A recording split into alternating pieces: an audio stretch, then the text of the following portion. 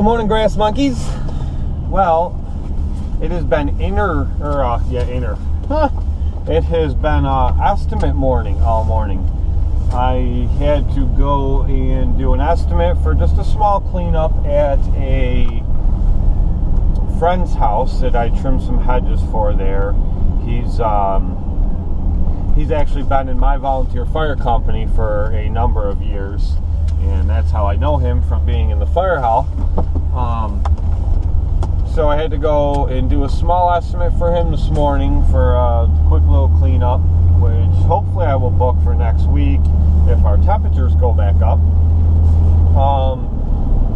And then I had to go and do an estimate for a lawn, which I wasn't really sure how many more lawns I was going to take on this year with everything going solo, but I do have room. Excuse me. Oh, too much coffee this morning.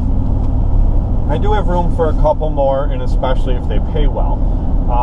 So this one is one block over from one I've been doing for 3 years, and the people are fantastic. They're great.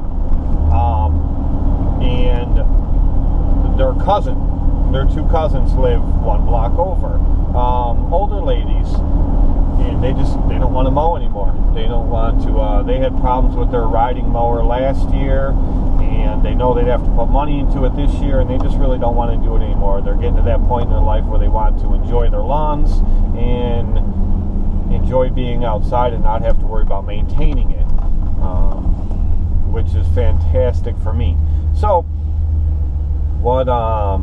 I just went and spoke with them and looked at their lawn, and it's not going to be a hard lawn at all. It's pretty much open. I can run my 48s wherever I want. Don't have to worry about no gates or anything like that, which isn't a big deal because I have the 36 this year, the Vantage standard, so that would be no problem. But either way,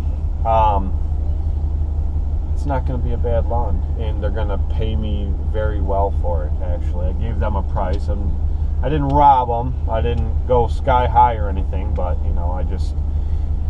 I'm at that point of the game to where I really don't need any more lawns. I can fit a few more in, but I don't need them. I'm not starving for work. I don't have to have them. So I make sure that I price them accordingly to the point of, if I'm actually going to squeeze them in, I'm going to fit them in, and I'm going to make sure it's well worth my time.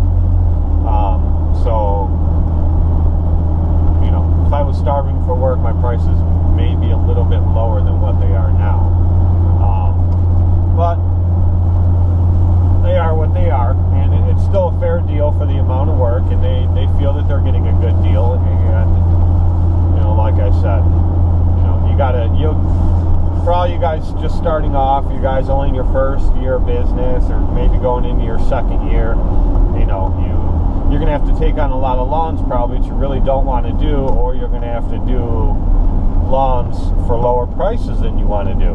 But that will all change. Stick with it, and keep your focus on your goals, keep your focus on what you're trying to do and where you want to be, and stick with it, because that will all change. Now, all you guys have been following me, you already know my story. I've been like 17, 18 years into this, but this is I'm going into my 4th season of having my own business, so it's just, it's only a few years in, and I'm already at that point where, I don't have to take on any lawns if I don't want to. If I have a couple that are no good, I really don't make much money on them, I can go and look at new lawns and price them a little bit higher and make more money on them, and then swap those out for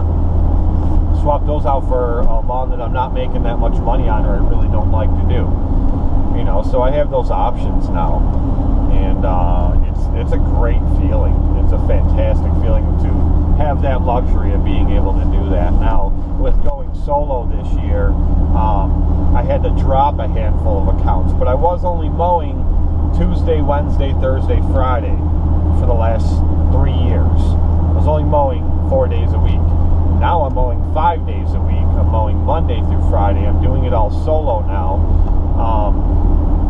And so I was able, with the handful of accounts that I got rid of, I was able to get rid of the ones that I wasn't really making a ton of money on, or the ones that I really didn't enjoy mowing. I was able to get rid of a bunch of those and keep all of my best accounts, which I still have a couple that are kind of, they're here or there. I really could care less if I mowed them or not, but I kept them just to fill my schedule. And like I said, I think I'm going to have room for a couple more. That's why I'm going and looking at a few right now, like the one I looked at this morning. And so pretty much what I'm doing is I'm just, anyone that calls me, I'm not just telling them, no, I'm full for the season. I'm saying, yeah, absolutely. I'm setting up a time and I'm going to look at it. If it turns out that it's a lawn that I don't want to do, or I don't think they're going to pay enough to make it really worth my time, then I tell them, thank you for the opportunity, but I think this lawn, might not be right for me and my equipment, but here, call this guy. And I make sure I always give them somebody else's number.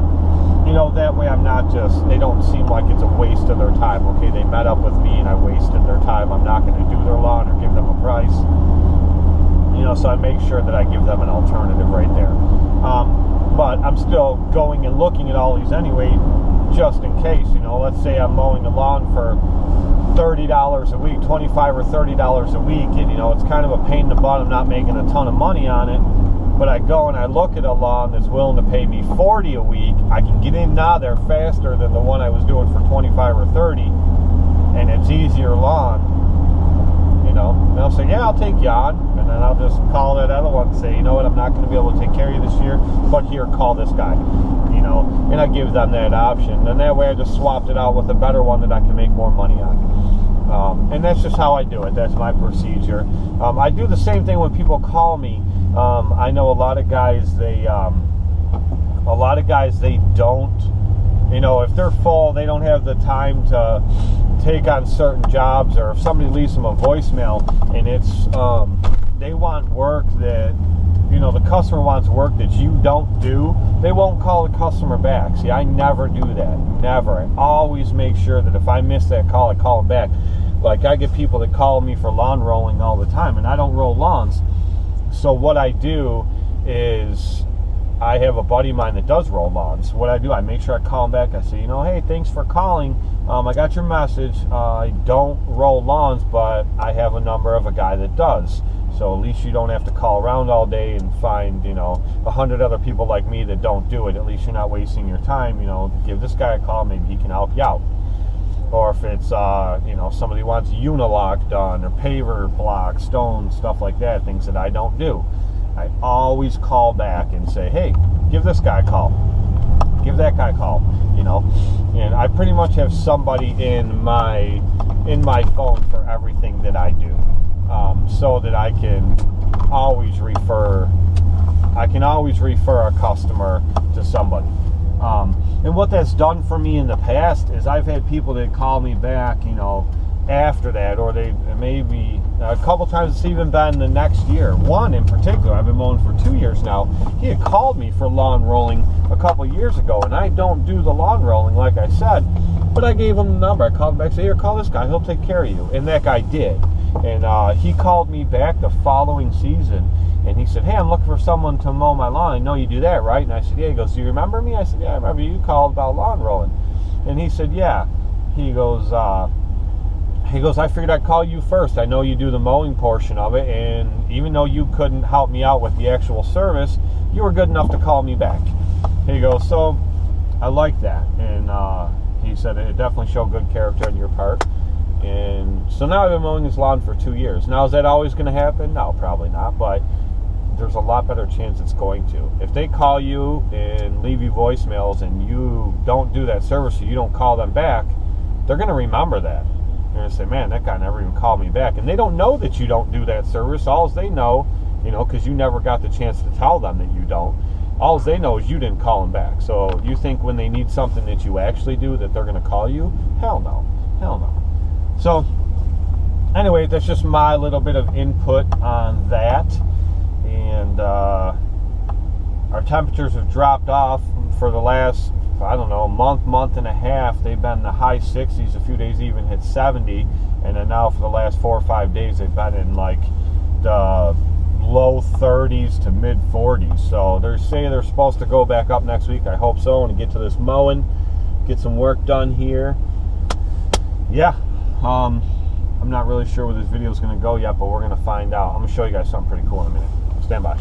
Alright guys, I want to show you this real quick. This is at the Coca-Cola plant in Erie, Pennsylvania. Last year I watched guys put all that mulch down and they pitchforked it in there and just chucked it in there. And it hit that wall all over.